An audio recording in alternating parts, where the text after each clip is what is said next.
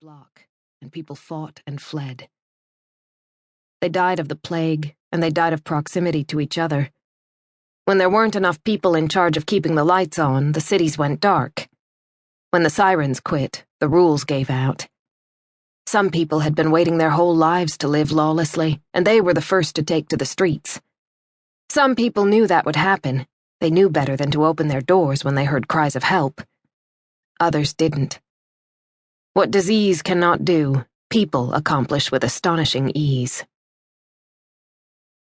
She awoke in the hospital, on a cot in the nurse's break room.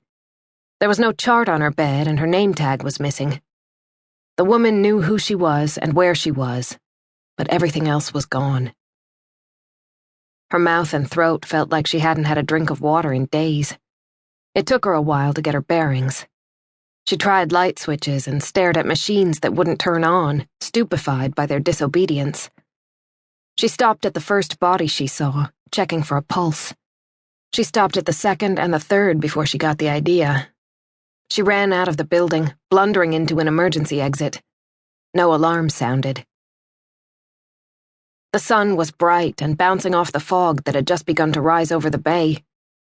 She walked in stark and rising panic out the door and over the blocks between the hospital and her apartment. She saw no one.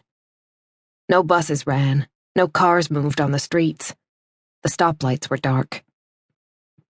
She remembered treating plague victims, hearing impossible rumors. She remembered her friends dying before she got sick. She knew what had happened, but it still made no sense to her. She made it to her apartment and stripped off her scrubs. They were dirty, always dirty after a shift with blood and amniotic fluid and urine and everything the body can leak. These were stiff with filth, and she couldn't remember how long she had been in them. She got out of her bra and underwear and climbed into the shower, trying to think straight. The water shot out of the shower head ice cold, and she frantically clawed at the knob to warm it up. The water lost pressure, then stopped running. She pushed and pulled, twisted every direction.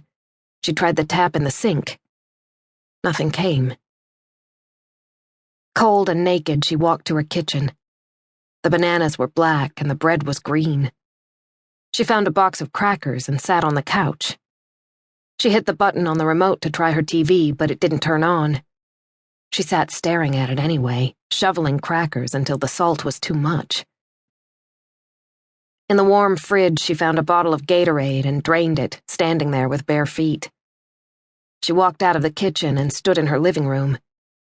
Her apartment was mostly below ground level, and weak sunlight came streaming down from the long, skinny windows above. She stood dumbly, looking at the floor, the silence pressing in on her ears. What the fuck?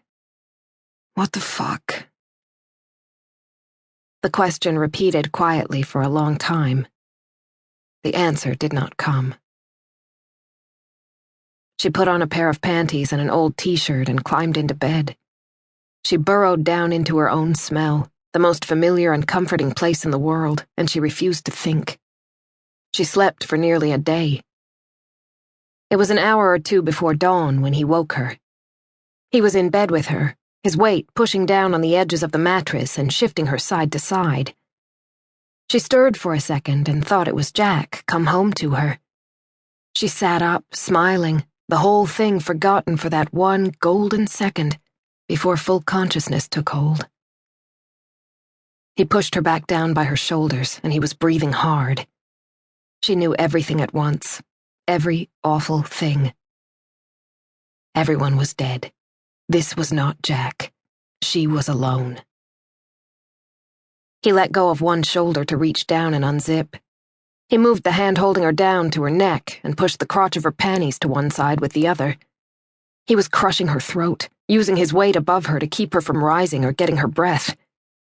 She kicked once, twice, and her ankles caught in her sheet. She knew that was wasted effort. She was clawing at his face with her hands, and he barely seemed to notice. She couldn't see him in the semi-darkness. He was a shape, a weight, an intrusion she couldn't do anything about.